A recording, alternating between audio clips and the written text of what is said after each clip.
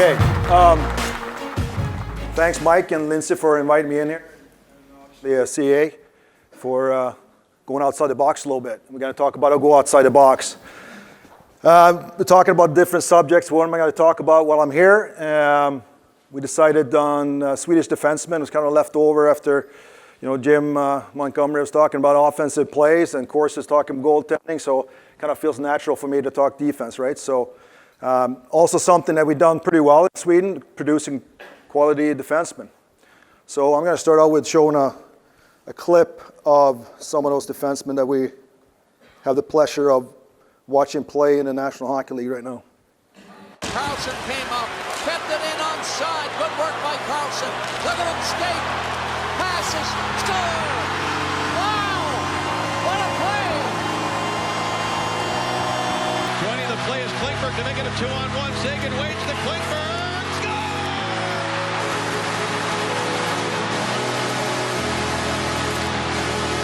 Makes a little play through to Zingle, hands it down to Hedman, walks it alone, he scores!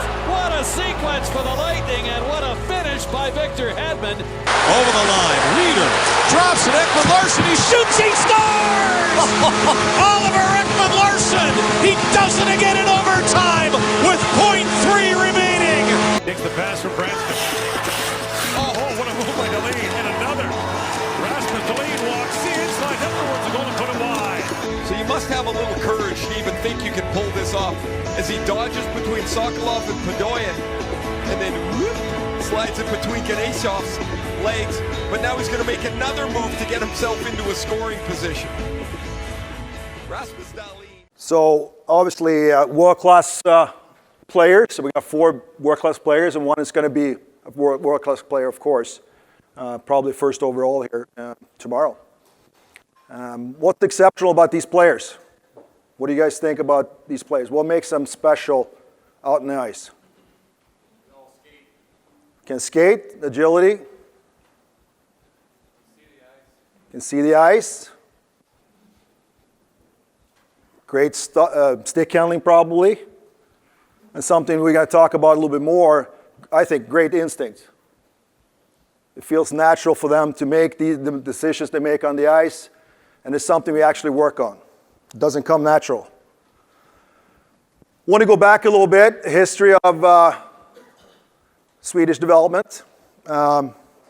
In order to look at the development of Swedish defensemen, we need to look at the development system we set up in Sweden right now. And it doesn't, again, there's a lot of hard work behind it. Few things.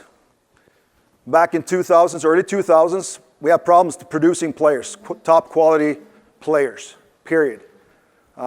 We had some National Hockey League players. We had some defensemen. We had 20 players, but most of them a little bit older. We weren't producing it to the next level. We're talking about national teams. We're talking about going to National Hockey League or even producing to our Swedish Hockey League. Something needed to be done. At that point of time, we can keep doing what we're doing, work a little bit harder, or work a little bit smarter. We decided to do both. And we put together about 100 different type of hockey experts out there. We're talking about coaches.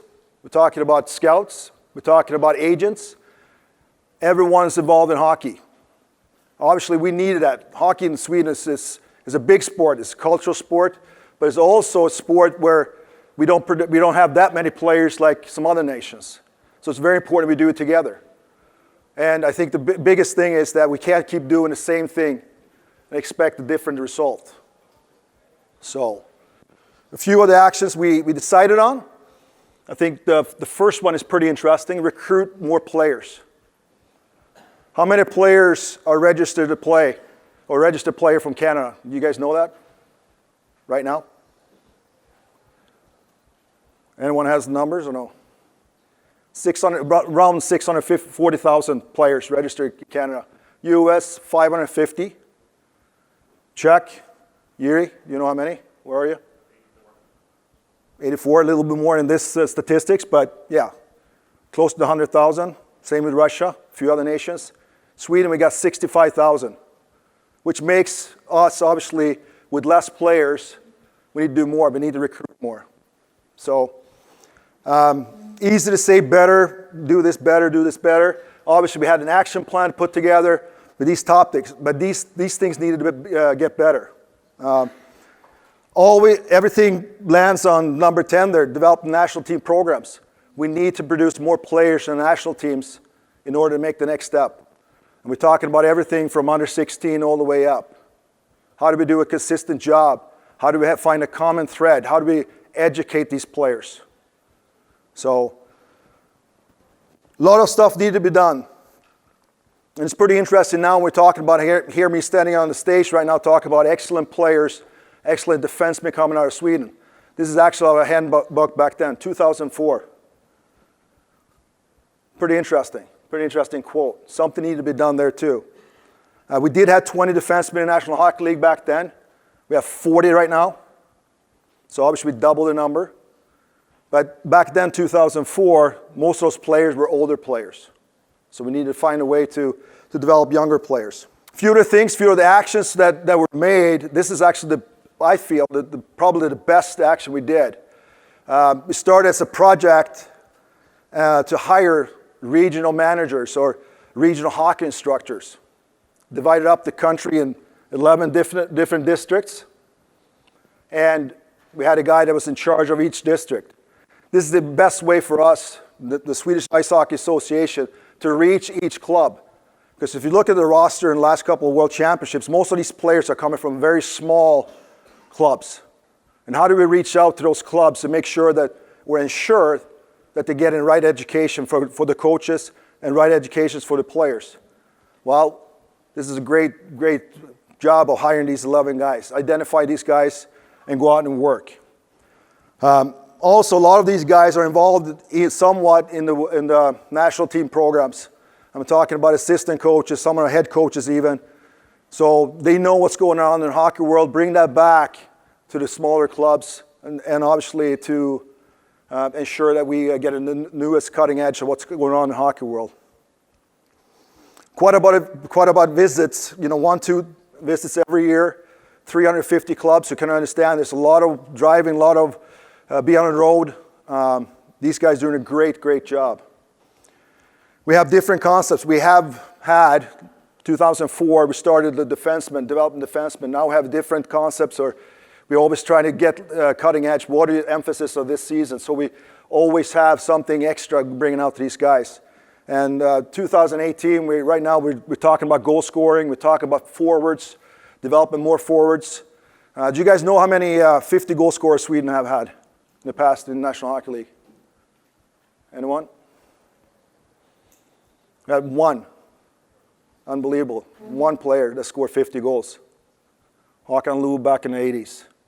So obviously goal scoring is something we need to get better at in Swedish hockey, and that's something we're emphasizing right now pretty heavily in the last couple of years. Another thing that we thought we could get better at is the hockey academies.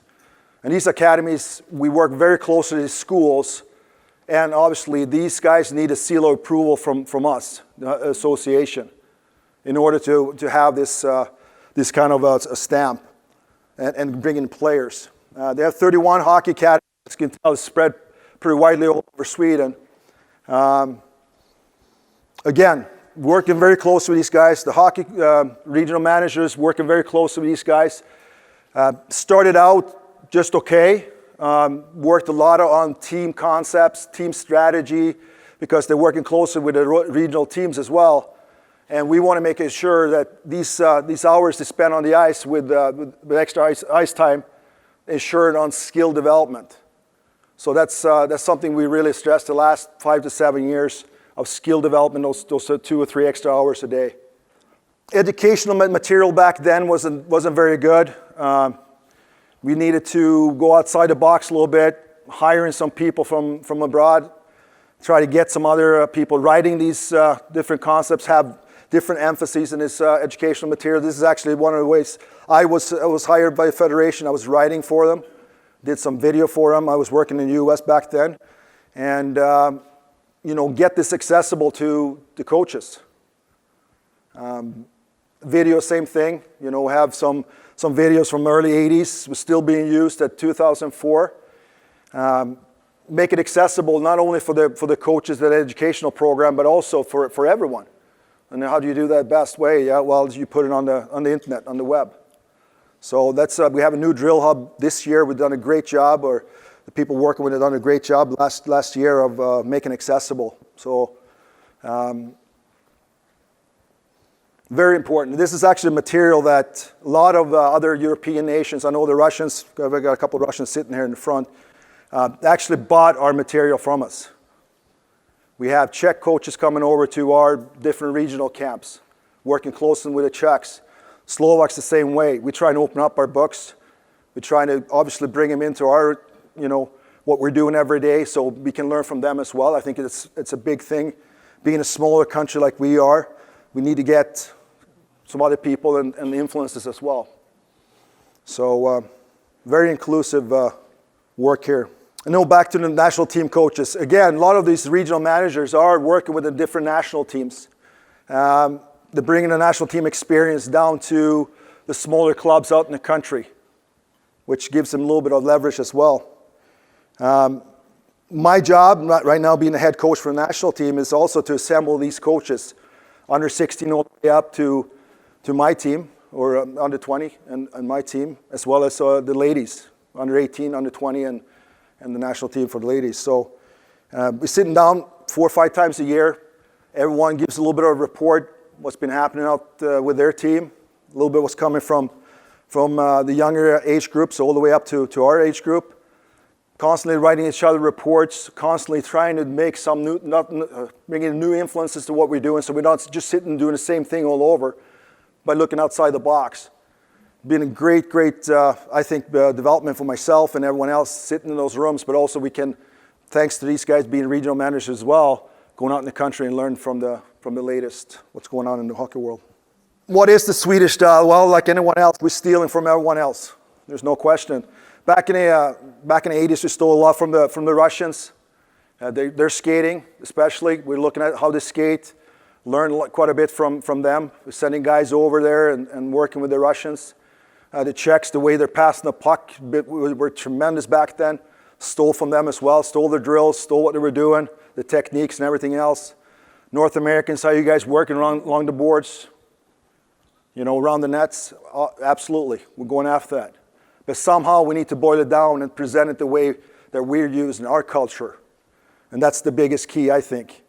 But we're looking for long-term development. That's got to be the key word, long-term development. Since we only got 65,000 people playing, registered players in Sweden, we got to be really careful how we develop these players. Winning is important, but so is development. Yeah, at a younger age, absolutely. Winning is how to win is obviously part of the development as well. There's no question of that. But we're also looking at a long perspective of things. First time we wrote this next sentence, players are allowed to make decisions. Players are allowed to make mistakes. But I think this sounds better. Allowed to make decisions. And now we're coming back to the instincts of the defensemen on those clips. Make plays out there. Allow them to make decisions on the ice. You can't micromanage them when you're out on the ice, you're on the bench. Talk to them. Talk to them from their perspective of things. Ask questions. Be curious about how they feel about different situations. I think that's, us coaches, we can learn quite a bit from the players. Last quote is something that's kind of guiding us the last few years is, puck control. Everyone's talking about puck control. What is puck control? Obviously, you need to have the initial skills. The skating, the stick handling, we talked about that. The instincts. But it's also controlling where the puck is at. You can have puck control even though you don't have the puck. You're controlling where the puck is at. So that's kind of guiding a little bit what we're talking about, how we're thinking.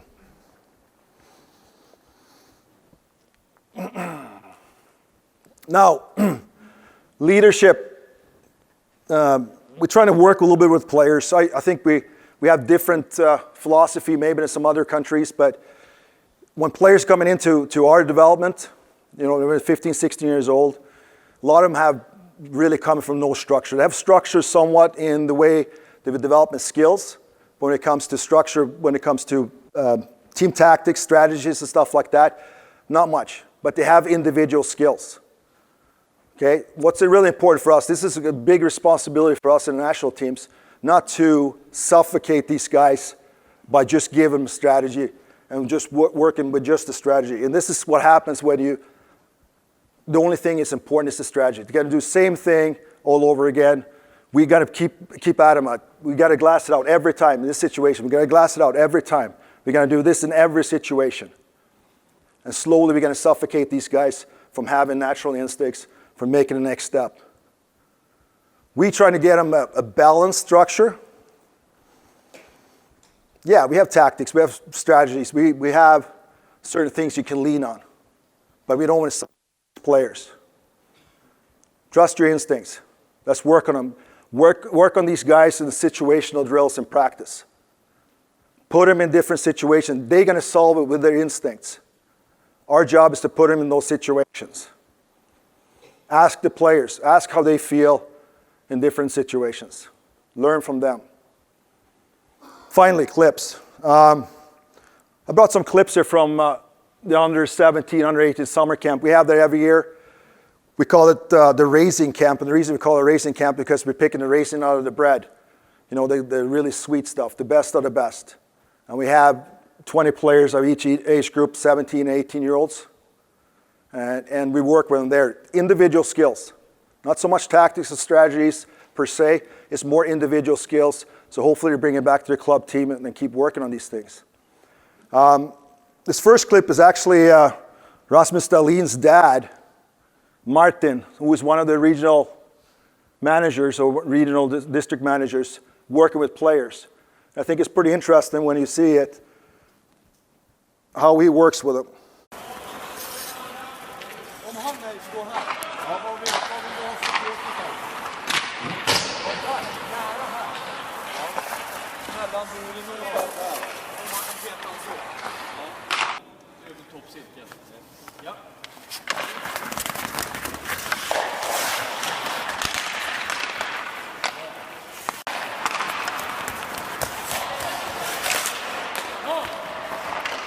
What struck you with that? Any interesting? Obviously, they're working on turning wave the forechecker there with the defenseman. Now, how did everything start? He was asking questions, right? How would you solve it? We had two different kinds of defensemen. Say an Erik Karlsson and a Hedman. Great defensemen, great players. Different tools, different set of tools. They got to solve different situations within the tools. So let them talk, let them learn from them a little bit, how they're going to solve those situations. Our job is obviously to put them in those situations. Individual skills, we're talking about stick handling. Just keep your head up. Very elementary stuff, work on little details.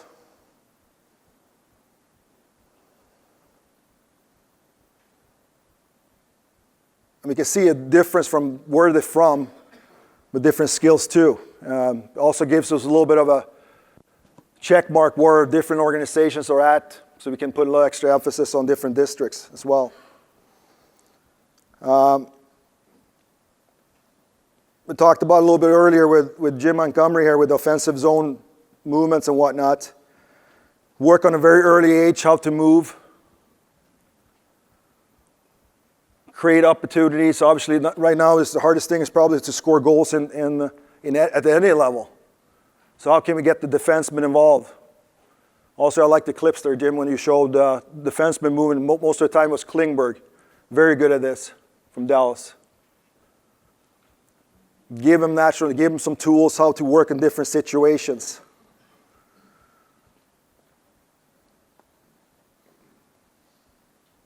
Defensive zone skills.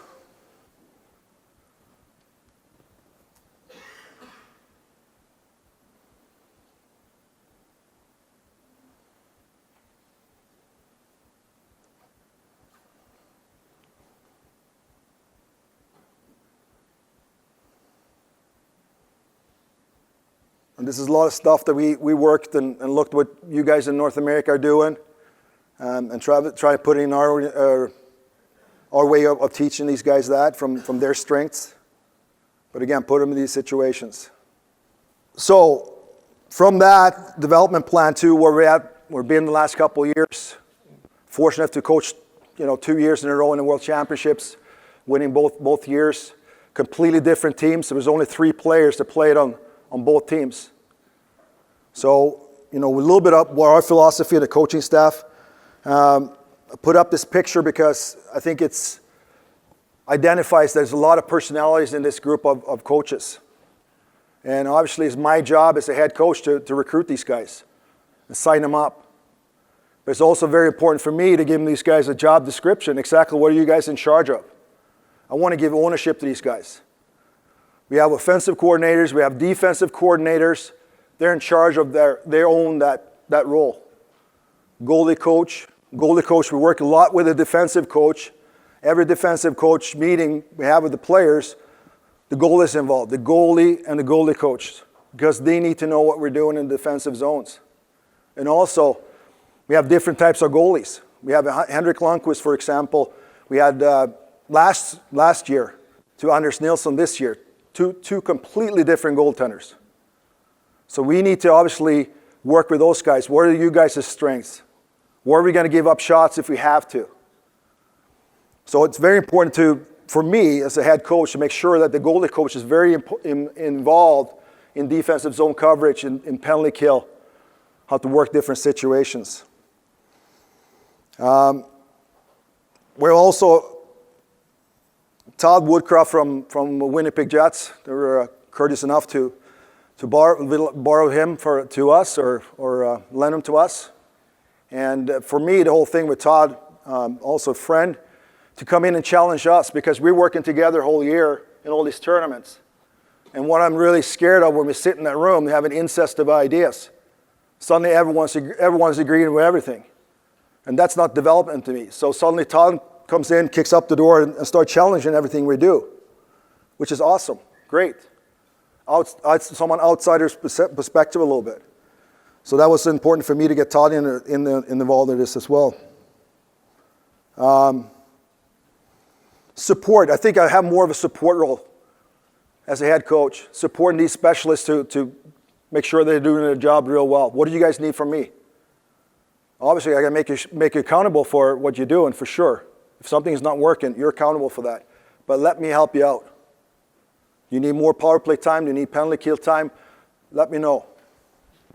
Also, a little bit how we present things. We talked about scouting here a little bit before. Our meetings with the whole players, all the players, we have the whole team in front of us. It's 10 to 12 minutes, that's it. We don't want to have 15, 20, 30 minutes with the whole team because they're not going to retain all that information. So short meetings with the whole group, shorter meetings or longer meetings maybe with smaller groups because it's more a Q&A kind of type of thing.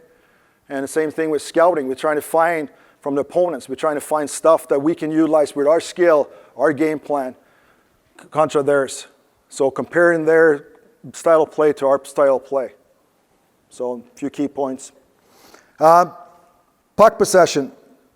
This is from the World Championships, this past World Championships 2018. Regrouping. We saw that tape or the pictures or the film from under 17, under 18, how we turn away from the first forechecker. This is a big key for us. We don't want to throw the puck around the rims. We don't want to wrap it unless we really have to. Make that guy make a decision. Try to turn that guy away, but he also needs support. So we're trying to give him support. But this has been a huge key for us. Don't get stuck down there. But utilize your skill. There's Klingberg making a great play. Turn a guy away, suddenly we're 5-on-4. Really, we turn the first guy away, we're 5-on-4 up the ice. But let the player make that decision. And this is something that, as Ekman Larsson going down and get the puck, the Slovakian player's putting pressure on him. This is probably not exactly how we drew it, by him turning it towards him, but somehow he turns away from him. And again, now we're 5-on-4. So challenge the first forechecker and give him tools to succeed with that. We're talking about entries. How do you utilize our defensemen in the entries? Here's a quick up. Erik Gustafsson from Chicago. Quick up. What's interesting, right here in the middle of the picture, here's our other defenseman. So he's joining the rush right now. And by doing that, now we created a 3-on-2 situation instead of just staying back. So we want our defensemen to join the rush as much as possible. thanks to their skating ability and agility. Something we're also working, this is the same kind of situation where Hampus Lindholm out of Anaheim joining the rush. And again, almost leading the rush here.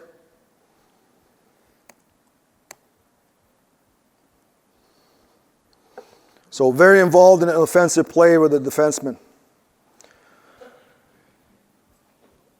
Working a lot of quick ups as well. A lot of teams right now, especially, maybe not the top 6, but the other teams in the World Championships are backing off quite a bit. They're trying to always have 5 guys behind the puck and whatnot. So we try to make a quick up, so we try to turn up the puck before they get into the defensive positions. In this situation, Latvia actually making a change even. It's a quick up, make sure that you have an option when you're making that quick up. So we work quite a bit on the defenseman with just this kind of movement.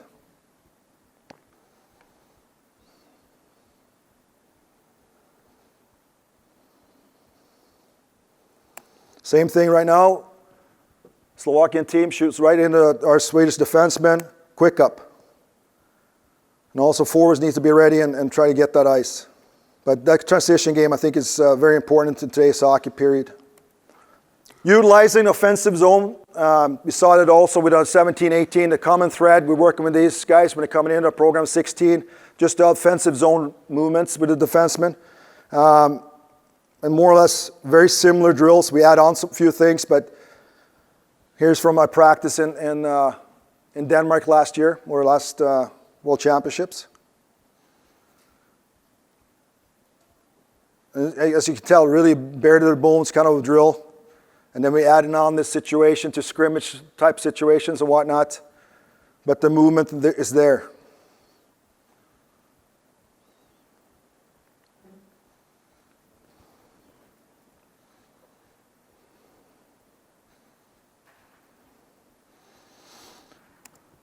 So this is a scrimmage type of situation. We like scrimmage a lot. We start with different themes. If it's the forecheck, we start with the forecheck. If it's a breakout situation, we start with that. Here we're working on the offensive zone movement. Passing skills, again, evolving the defenseman. Giving defensemen different options to do different things. And just look how easy it looks.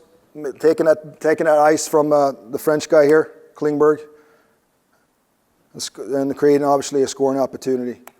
Something we worked a lot too. We don't like our defensemen be stationary up in a blue line. We want them to keep moving themselves. Obviously, it's going to be a lot tougher for the defending team to be in the shooting lanes and whatnot. And then having a few movements like this, it's going to be tough to be in the shooting lane and hence scoring the goal.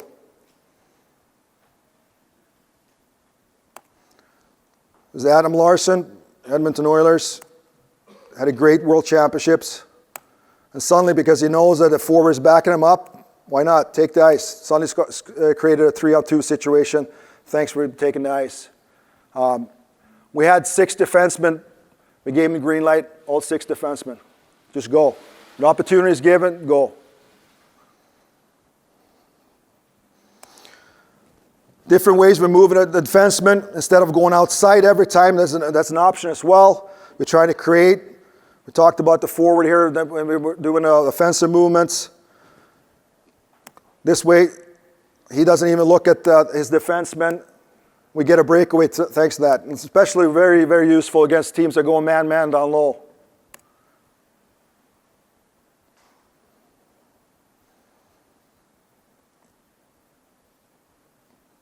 Here we go. Initiate defenseman, create chaos. And suddenly we have 5 French guys watching the puck, which create obviously a great goal by Raquel. So that movement is really important. Just don't pass it back and forth. It's easy for the defending team to be shooting lanes and whatnot. Give some movements, challenge them a little bit. Talk a little bit about playing without the puck. Again, I think puck control can also be played without the puck. Thanks for great skating abilities and agility and everything else. The gap control was tremendous, just making a movement inside, stick on puck and everything else. I mean, playing a great Russian team here. Don't even let them over the blue line.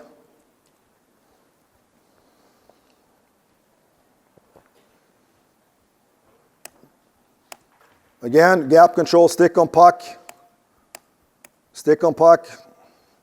and create a turnover thanks to, again, reading this great instincts, defensive instincts. Give them outside,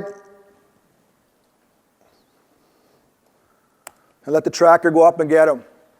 Make them transport that puck instead of moving the puck inside, but taking the ice away, let them move from outside. Just little details, but again, thanks to great instincts, thanks to great skills, for the skill set on these defensemen, we can obviously give us a little bit more of options of doing things defensively as well. D-zone coverage.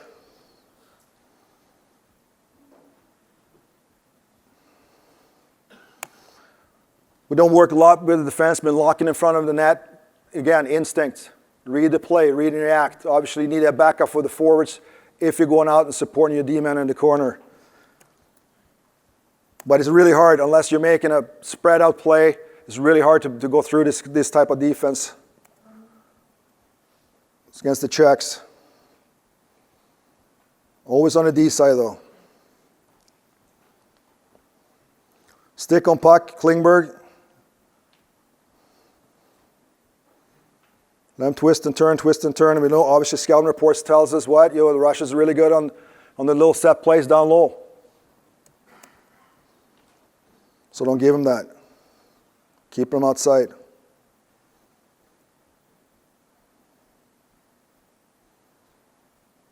But again, you need to have great agility to be able to go with a skilled player like Gusev. Yes, we're still working on box outs. International hockey is very allowed. Making sure the goalie don't have that traffic that Corsi was talking about, if avoidable. Obviously, the most dangerous players take away his stick. Make sure you give him a bad option. Even though we got turned away from our pressure play in the corner, we still give him a bad option. Okay, summarize. We're focused on a system that focuses on development. It's very important. We're talking about common thread. They can recognize it when they're coming in with me up in the senior men's team, what they've gone through in the development program. Very similar type of instruction, very similar type of environment, which is very important because we have in such a short period of time. We talk about including leadership style, not only with the players, and ask them how they feel out there. Get their input to our coaching style, but also among the coaches. Ask questions, challenge each other, okay? Obviously, when we go out to the team, we're unified, but in the locker room, we need to be challenging each other. And individual skill development on every level. Keep working on details. Keep working on details. Okay, skating, stick handling, even the best players, Erik Karlsson, Klingberg, all those type of skilled players, Hedman, continuously work on the skills, which I'm sure most of you guys are doing it in your level as well. So that's it. Thanks for your work.